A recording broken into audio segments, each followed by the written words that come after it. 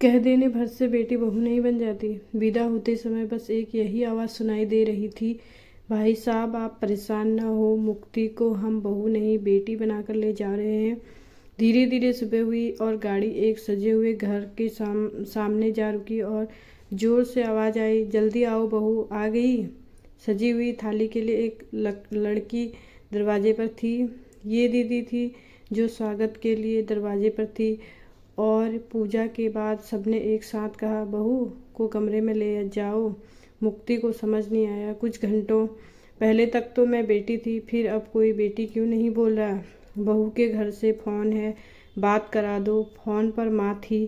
कैसी हो बेटा? मुक्ति ठीक हूँ। माँ पापा कैसे हैं? दीदी कैसी है? अभी तक रो रही है क्या? माँ सब ठीक है। तुम्हारा मन लगा?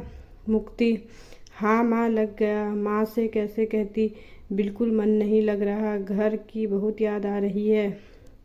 फ़ोन रखते हुए माँ ने कहा, बेटा देखो बहुत अच्छे लोग हैं, बहू नहीं बेटी बनाकर रखेंगे, बस तुम कोई गलती मत करना। मुक्ति और उसकी ननद विभा दोनों का जन्मदिन एक ही महीने में आता था।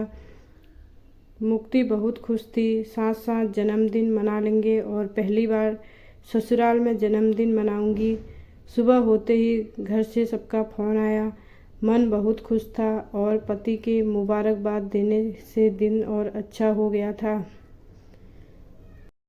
खैर शाम होते होते सब लोग एक साथ हुए और बस केक कट कर दिया गया और सासू माँ ने एक 50 का नोट दे दिया। सासू माँ का दिया ये नोट मुक्ति को बहुत अच्छा लगा। जन्मदिन न मन पाने का थोड़ा दुख हुआ, पर फिर लगा शायद ससुराल में ऐसे ही जन्मदिन मनता होगा। अगले हफ्ते विभा दीदी का जन्मदिन आया। सुबह से ही सबको फ़ोन आने शुरू हो गए।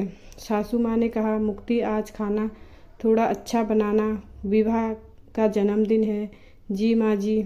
शाम होते ही मोहल्ले भर के लोगों का घर पर खाने के लिए आगमन हुआ। सबने अच्छे से खाना खाया। सासू माँ ने विभा को 1000 का नोट देते हुए कहा, बिटिया तुम्हारे कपड़े अभी उधार रहे।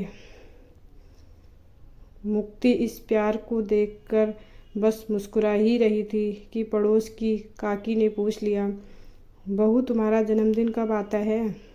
मुक्ति बड़े प्यार से बोली, काकी अभी पिछले हफ्ते ही गया है, इसलिए हम दोनों ने साथ साथ मना लिया। क्यों विभा दीदी सही कहा ना? विभा उसकी तरफ देखकर सिर्फ मुस्कुरा दी।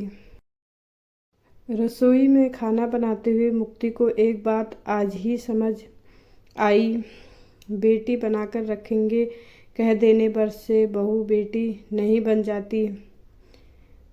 और माँ की बात याद आ गई, बस बेटा तुम कोई गलती मत करना।